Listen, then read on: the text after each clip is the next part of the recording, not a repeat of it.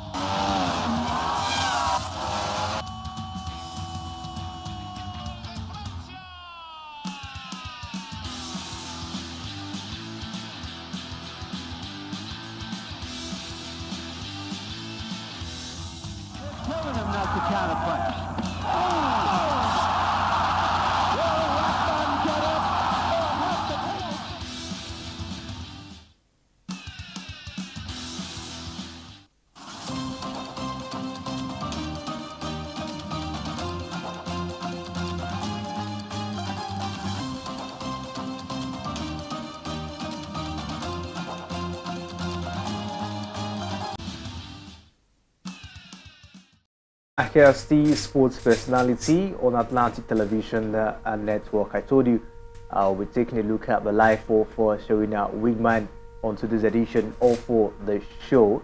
And joining me to do justice, of course, or to unravel more about Serena Wigman is Emmanuel Michael. Good morning to you, Michael, and welcome to another exciting edition of a sports personality show. Yeah, good morning, this beautiful morning, Kingsley, and good morning to our viewers out there. Right, let's quickly dive straight to the life of Serena Wigman. We told you she's the coach of England women national football team, and it's been an impressive ride for her at the FIFA Women's World Cup. And talking about Wigman, she was born in the Hague and started playing football on the streets at an early age. At the age of 6, she joined S2 from Westner. Michael, what do you make of Serena Wigman? We hear at the age of 6, she already joined the team, and she also played for local side like HSV Celeritas, where she was able to join the women's team as well. And we hear she's married to Martin Close Ban. What we actually noticed at her early age was the fact that, at the age of 6, she has already started looking forward to pursue her career. Yeah, you can say that again, because at an early age, just like you said, at 6 years old, she's already developing the passion and the interest in football. Even though at the time in the then 60s, 70s, there was this law then in Netherlands that made it very forbidden for women to play football or soccer out there then.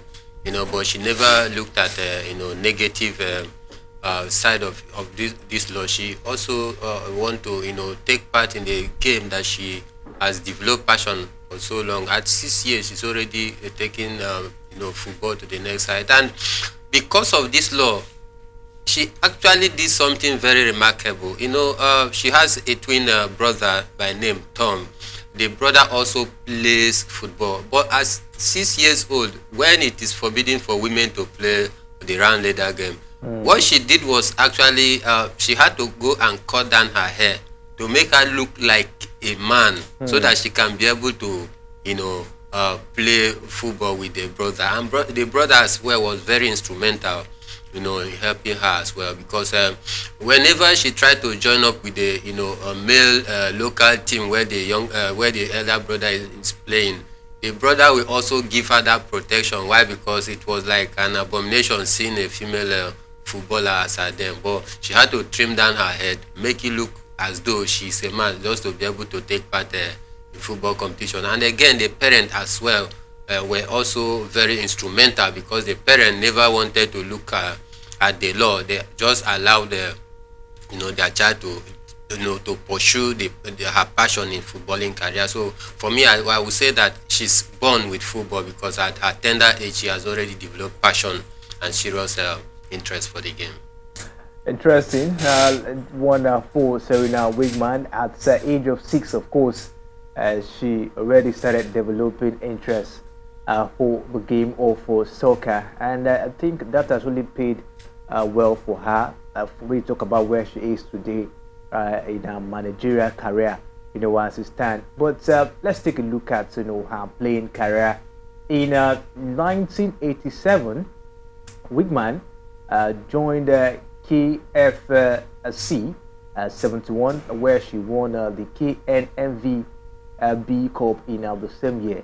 In 1988, while in China for the 1988 FIFA Women's Invitational Tournament, she met United States Women National Team head coach Ansel Dorrance, who invited her to come and study at the University of North Carolina at Chapel Hill and play for the North Carolina Star Heels women's soccer team, which she did in 1989 at the North Carolina.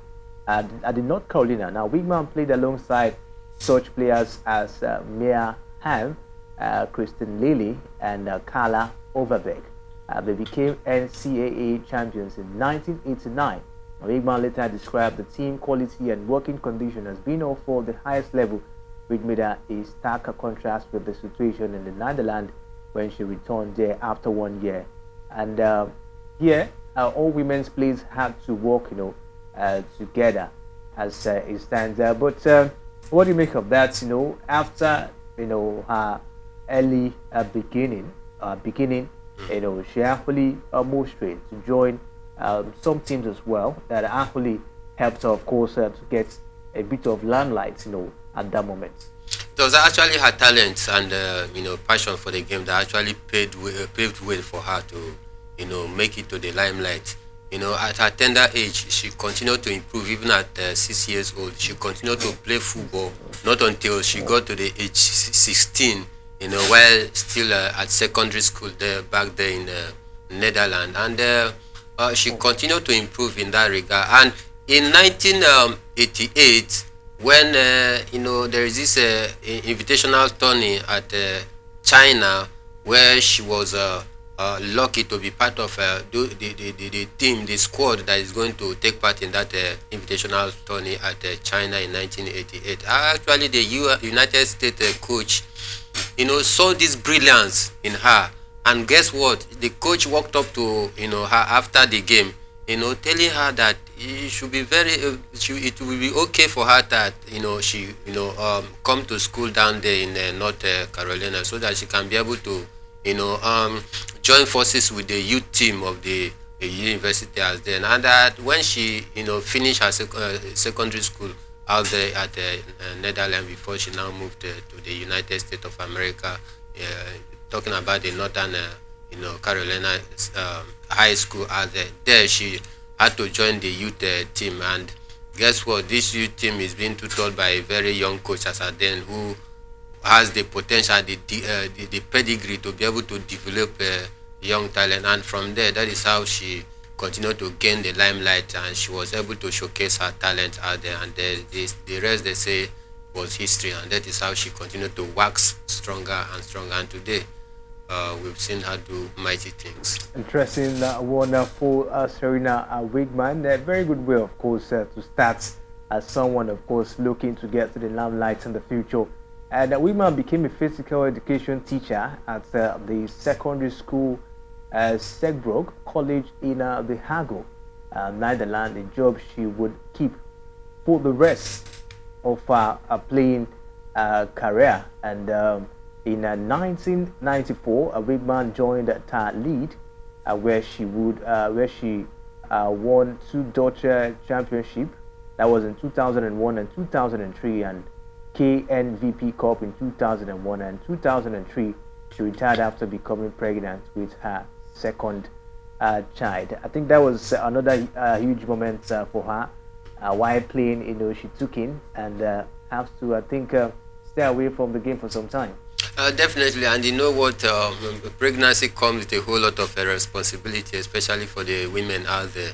It's not an easy one to, be able to nurse or to get pregnant and nurse a child. That would, hamper her level of performance and development in the game. But nevertheless, because of the passion she has for the game, she never took her eyes away from, the administrative part of the game as well. She had to take time out to, not nurse her baby and all of that. So I think for me, because of the passion that she has, she still came back very strong after, delivering and nursed the baby as well. So for me, I think it's just marvelous, because what you love doing, there is nothing that will stand in your way for something that you have passion for. And for me, it clearly tells us that while on the track of success, there are so many things that will come your way, but one who is very resilient and actually where you are heading to, you wouldn't allow such a distraction to stop your dream out there. But so for me, she continued to pursue her dream despite getting pregnant. After that pregnancy, after the delivery, she still has her eye on what she loves doing so well. And for me, I think she has been able to have a great career. When it comes to pregnancy, you hardly see it, on female footballers, taking in and giving birth and then returning and becoming that very much, fit. Yeah. We often seen this, in tennis, where the female tennis player, of course, they take in, give birth and still return. And still bounce back. And perform very well. I think I think one of them was Marketa Vondrousova, yeah. The one but you take a look at the case of Serena Wigman.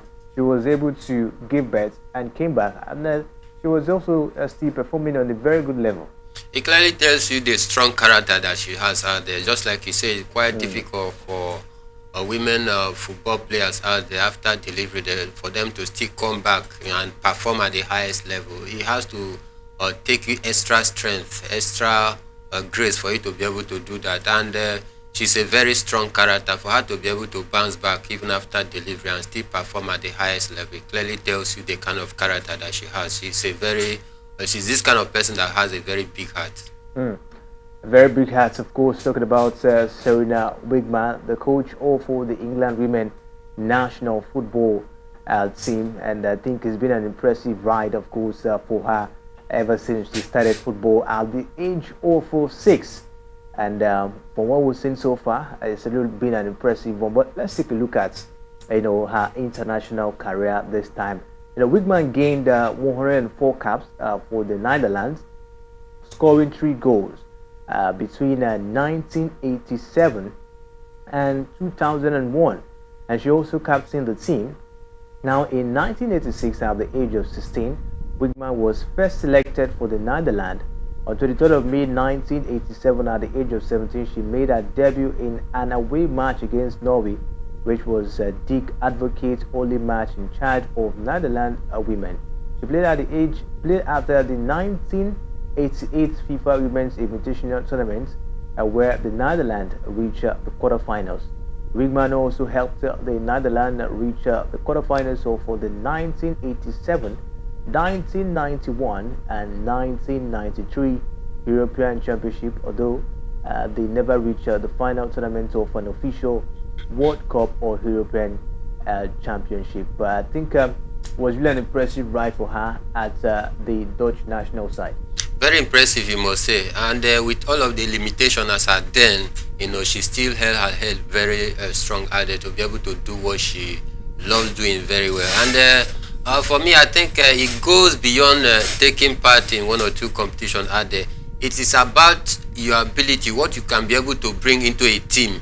And if you don't have that quality, you find it difficult to slot into any team seamlessly and to be able to perform. Because if you actually don't have the talent, the gift in you, possibly some teams might come for you, and when they discover that you are not up to the standard, they will let you go. But her case is very different because she's inborn with this very football that in her first team she did so marvelously well that at a point a debate came within the team whether to hand her the captain armband because of her scintillating performance as well. So for me, I think it has been a very incredible journey for her because of the enormous and great talent that she has out there. I mean, looking at when starting from when she got her first invitation into the national team, she went there and did very well. Perform beyond expectation, and for me that opened up the doors of success and for more clubs to come looking for her signature then. Also for me, I think it was quite incredible what she has been able to bring into the game. Incredible one for Serena Wigman. Now, on the 9th of April 2001, Wigman gained her 100th cap in a home friendly against Denmark, becoming the first Dutch footballer to do so. 2 days later, she was honored with a Shield Award, a shield awarded by the men's head coach Louis van Gaal. During his speech, he said, "I have a lot of respect for Serena. For the men, everything is arranged. Here, this is much more difficult." Wigman played her final international game on the 14th of June 2000 and the 14th of June. But was such an impressive one, the first Dutch player, the male and the male team and the female team to get the 100 cap. Very, very incredible, and it is not easy. Again, I must also point out that it's quite difficult in the 60s, 70s, even early 80s out there for women to come to such stardom, to come to that limelight, courtesy of kicking the round ladder game. It was quite difficult because there are some limitations then, that players of this jet age, enjoy that then they don't enjoy some of those luxury of benefit and all that. So it's quite difficult then for you to as a female footballer, for you to get to break through, and for her to be able to make such a feat, getting 104 cap for the national team, it is not an easy one. Though later those 104 caps were actually prone down to 99. Why? Because according to FIFA, they had to go back into their rules and discover that out of those 104 games, 5 of those games were games that she took part, and this country that she took part with those games are not a FIFA affiliated country. So, and you know what it means in that regard, meaning that FIFA has not been able to recognize this country because they are not in affiliation, they have not identified themselves with FIFA. So that was removed. As it stands at 99 caps right now. But for me, it was quite incredible. Like I said, it is not an easy one to see as a den for female footballer to make such a cap at a time where there are so many limitations. Even this nowadays, it's quite difficult for you to see a female footballer rack up to 80 caps, 90 caps, or 100 caps or beyond. So it's quite difficult, even and now compared to then, where there are so many limitations. So for me, I think it was very massive, very massive. And the national team coach of then, of Netherlands, talking about Louis van Gaal, one-time Manchester United coach as well, and Ajax coach at some point, he even admitted to this fact while making some presentation to her, that it indeed is quite difficult at this point in time compared to the female. Compared to the male counterpart. Even Louis van Gaal acknowledged that difficulty while handling that presentation then. So for me, I think with all of this, it clearly tells you how strong a character she is and how passionate she is for she has for the game, for her to be able to rack up such a cap at a time where there were so many limitations. For me, it was quite incredible for her. Quite incredible for Serena Wigman, and she played her final international game on the 14th of June 2001 on a 2-0 away defeat against the Czech Republic, and it was later revealed that 5 of her caps were against non-FIFA affiliated opponents, so her official cap total now stands at 99. Of course, you heard that from Michael. So it was such an impressive ride, of course, for Serena Wigman, when she was playing. Started at the age of 6 and started playing for some teams, went down to China and the United States of America, had a very good outing as well, had 99 caps, while playing, as a stand, and up to this moment, up to this moment that she's now a manager now, it's really been an impressive ride for her. We'll take a look at, her managerial career on the show, but that will be when we take a break, at this point, on the show. But Michael, taking a look at, her playing career, 96 caps, total for the Netherlands as a stand. I don't know what you make of, her playing career overall. Her playing career overall, I would say, very impressive. Though she's this kind of player that does not have the eye for goals. Out of those, 104 caps, I think she just managed to score about 3 goals. So for me, you see that she's not this kind of player that has eye for the goal. Although that boils down to her position as well, because she wasn't a striker, neither was she an attacking midfielder, though a defensive midfielder. But in all, you want to say that that the number of goals that you score as a player in your national team goes a whole long way as well. It adds more onus to you, but it boils down to the contribution that you are able to make in a team. You understand? There are some players that are so valuable that their contribution into a team, it can never be underemphasized or overemphasized. That players do not score those goals does not mean that that player is not all that good. There are some key players that if you take them away from a game, the team suffers so much to the extent that, in fact, you can't be able to figure out what you will say that is wrong with the team. Take a look at the Manchester squad team this time around. Now that Kevin De Bruyne is injured for a couple of weeks, you see that the matches that Erling Haaland had taken part, he struggles a bit, to bang in those goals. Why? Because this influential midfielder in the person of Kevin De Bruyne is not there. Is Kevin De Bruyne, does he have that eye for the goal as well? Probably yes and no. Because he's a midfielder, he does more of the giving the killer passes to the striker who will bang in the goal. And the striker always get much of the praise, in the space of the one who delivers the last pass, which serves as a killer pass. So for me, I think this is the kind of player that Serena Wiggs were. She was so instrumental into the team. She was about the total contribution of the team on how to carry the team forward, and not about personal glory. That is why we've seen her rack up a few goals out there compared to her caps. Because one who, rack up about 104 caps, you should expect such person, even if you are a defender, to score at least 10 goals before your playing career come to an end. But for me, I think her contribution in the team is something that is very paramount. She was very instrumental into the team as well. So I would term stay or her playing career at the national team as very successful. You mentioned one attribute, about her, someone who wants to work with the team, someone who plays with her teammates, and not really seeking for self-glory, but for the team success. Does it really show, at this point, that she's not a manager?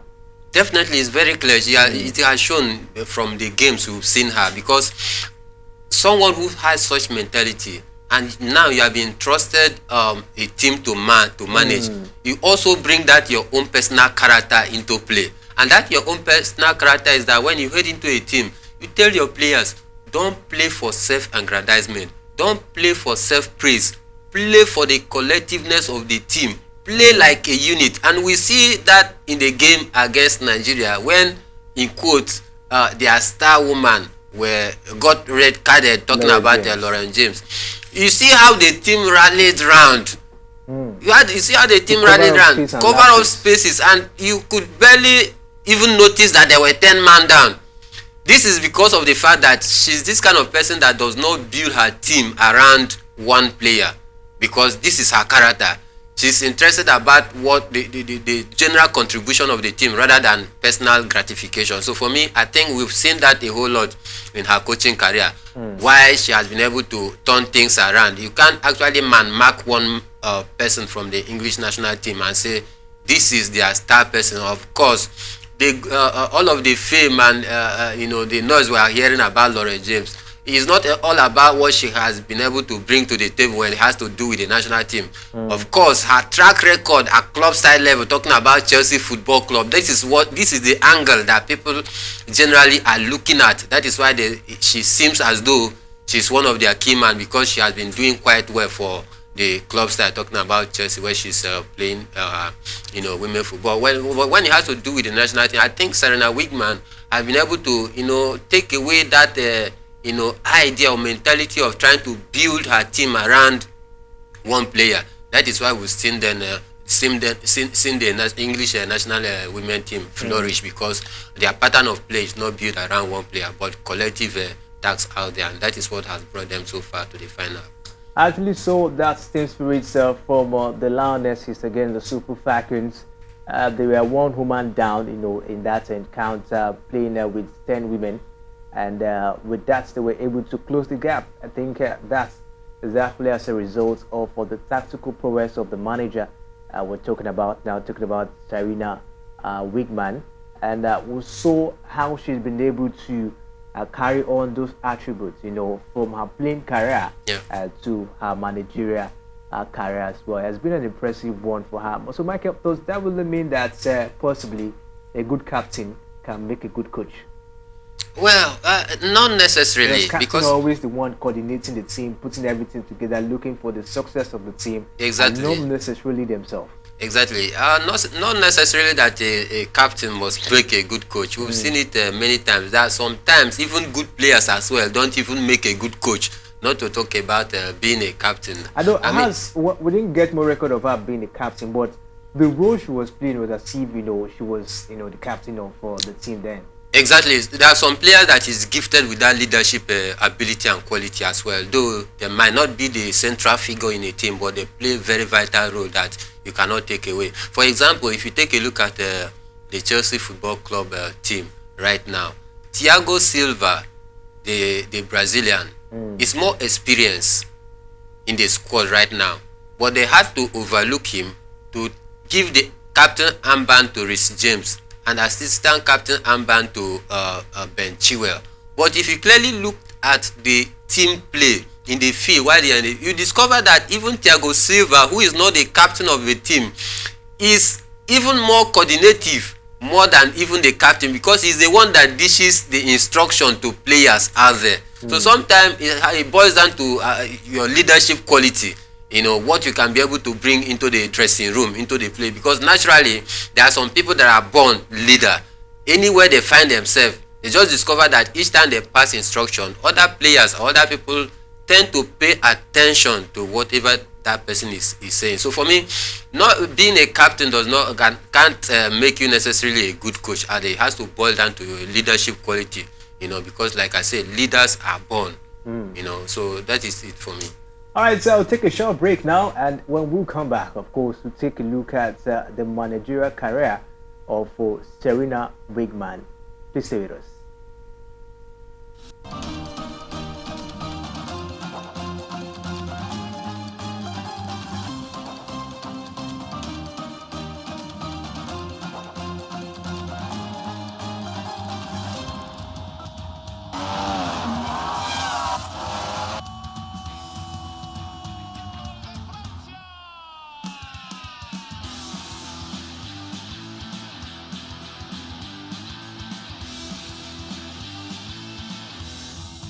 Telling him not to counterpunch.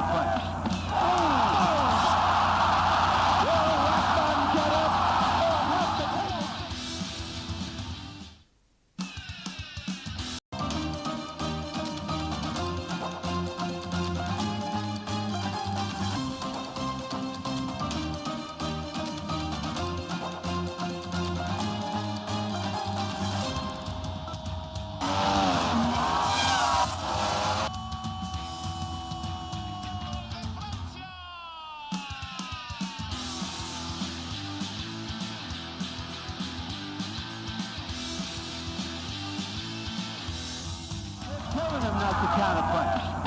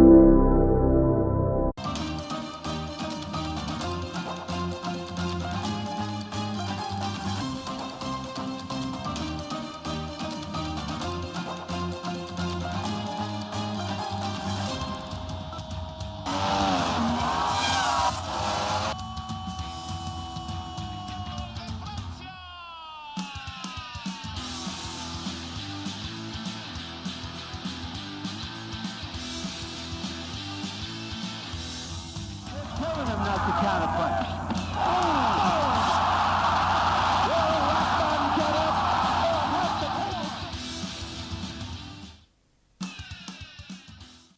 The sports personality show on Atlantic Television Network. We're taking a look at the life of Serena Wigman and all that she's done during her playing career. And now we want to take a look at her managerial career. Now, on the 24th of January 2006, it was announced that Wigman would become manager of Thailand with the team. She won the Dutch Championship and the KNVB Cup in 2007. She then joined the Ado Den Haag women team in the summer of 2007. Now, Wigman became manager for the women's team of Ado Den Haag, who would be competing in the newly established women's Eredivisie. In 2012, she led Ado to the Eredivisie title and KNVB Cup. In 2013, Aldo were once again victorious in the KNVB Cup, and of course, was such an impressive one for her where she started, her managerial career. Moving down, of course, to Ado was another high point in her managerial career when she started.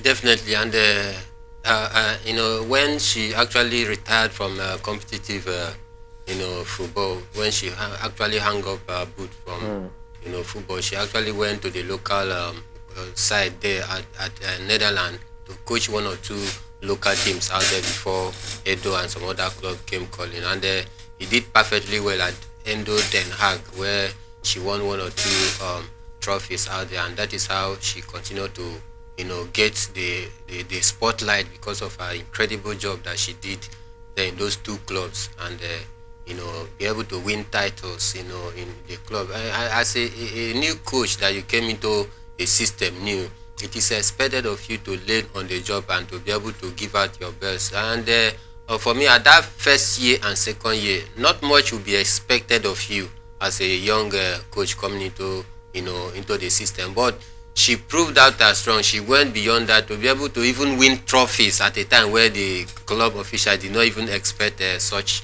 from her, and that is how she continued to develop by winning one or two trophies out there. And one thing very striking is that it goes beyond winning trophy.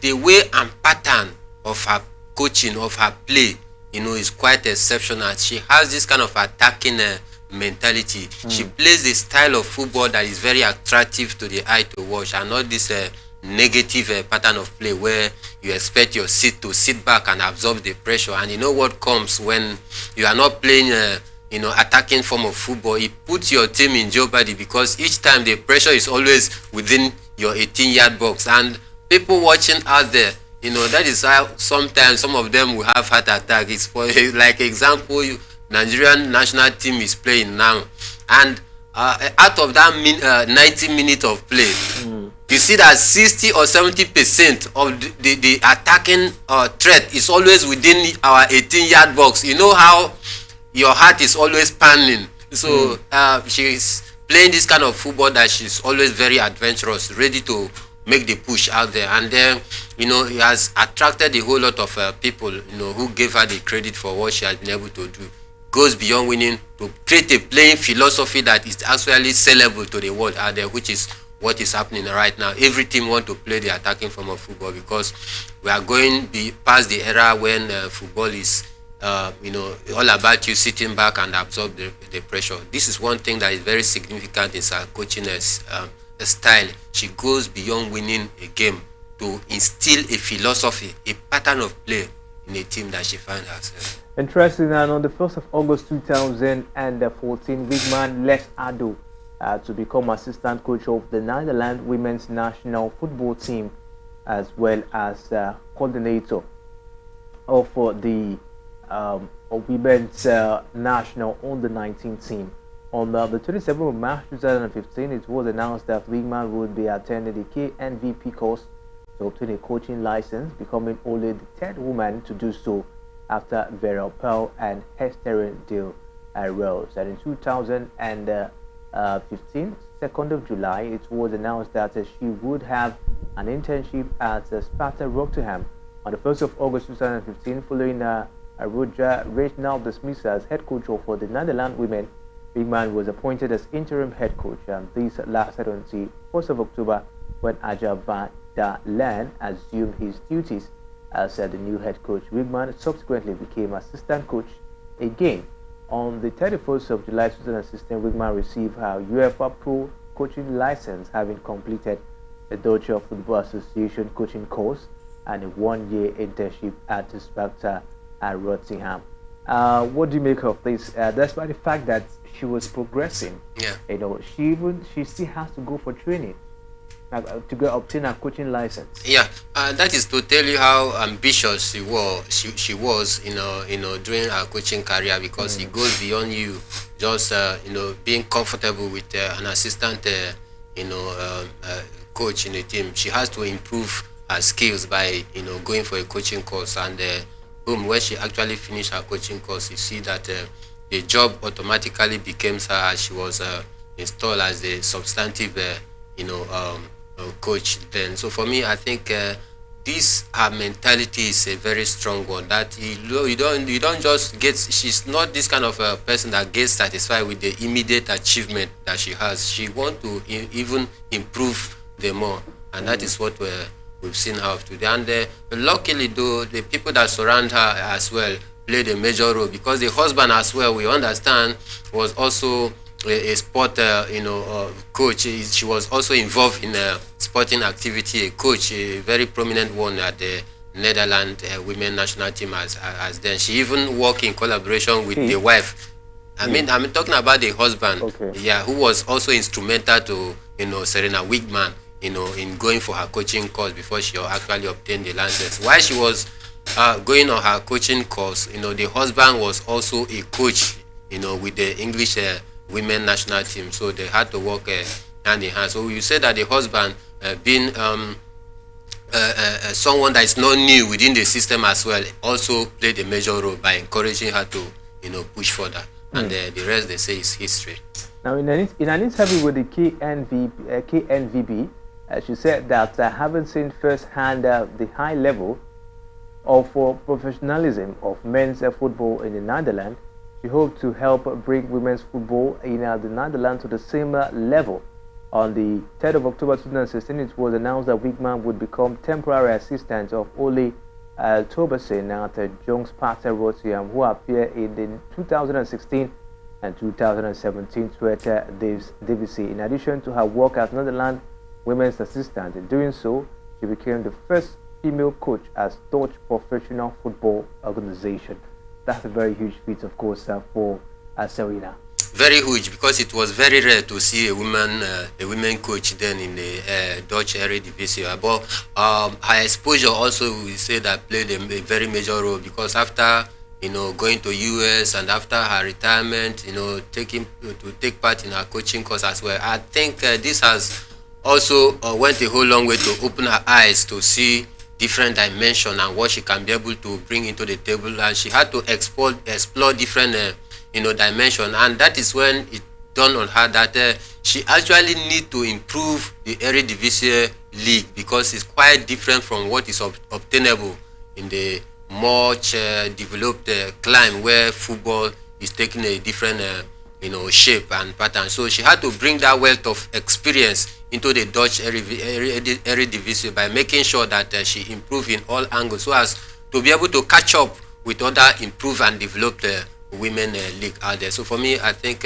with a whole lot of experience that she has been able to garner while on the coaching course, she was able to bring that to the bear into the women league out there in Netherlands. Interesting one, and was such an impressive one. Let's take a look at what she did with the England women national team. In August 2020, the Football Association announced that Wigman had signed a 4-year contract and would take up the job of manager for the England women's national football team, starting in September 2021, taking over from Phil Neville. Her appointment made her the first non-British permanent Lionesses manager. Now, after Neville resigned before his tenure was over, Norwegian Heat Rice resumed the role on an interim basis January 2021, and Wigman could take over as well. But it was such an impressive one. Take a look at her ride down there. She went in there in the space of I think 2 years. Yeah. 2 years plus. She's been able to win titles for the Lionesses. Don't forget they won the European champion. Yes. And now they are in the finals. You know, or for she's been able to I think one championship first, and the what is it called now? The World Cup. Yeah. And they're in the finals already, and she might actually clinch this one.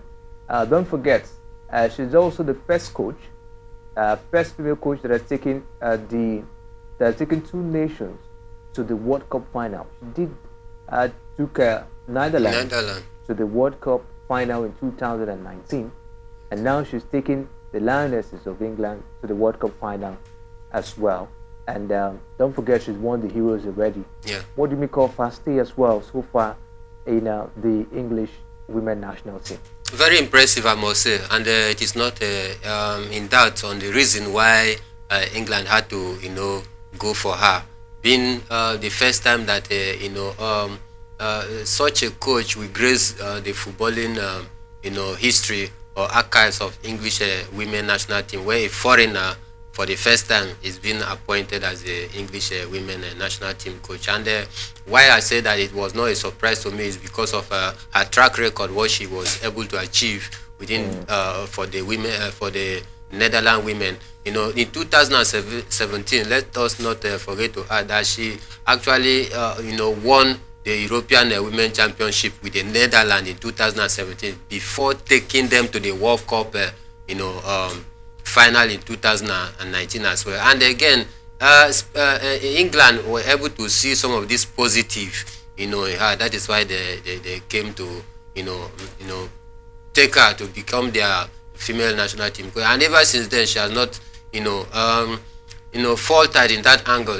Winning England the first women European national championship is not a mean feat, because for a long time, both the English men football and the women football, for a long time, they have not tested such glory before. I think the last time that England can boast of any major trophy was in 1966 in the World Cup, when they won it. As an exception of that, I think no English team have ever won a major trophy before she did what she did. And for me, getting to the final at this time, after serving as the winner of the European Women Championship, is a very massive one. And I think this has also called for fans from different quarters that possibly people are even suggesting that she become the national team coach of the men football in England as well. People are saying she should be paid as the same with Gary Southgate. Exactly. And again, some other countries as well even making some approach as to see if they can get her signature to become their national team coach. But England have come out very plain to make it very clear that they are not ready to let her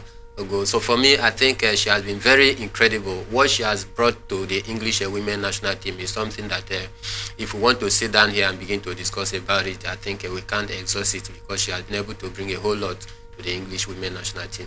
The final for her team comes up tomorrow against Spain. Do you see her, of course, clinching this one as well? Well, possibly, yes.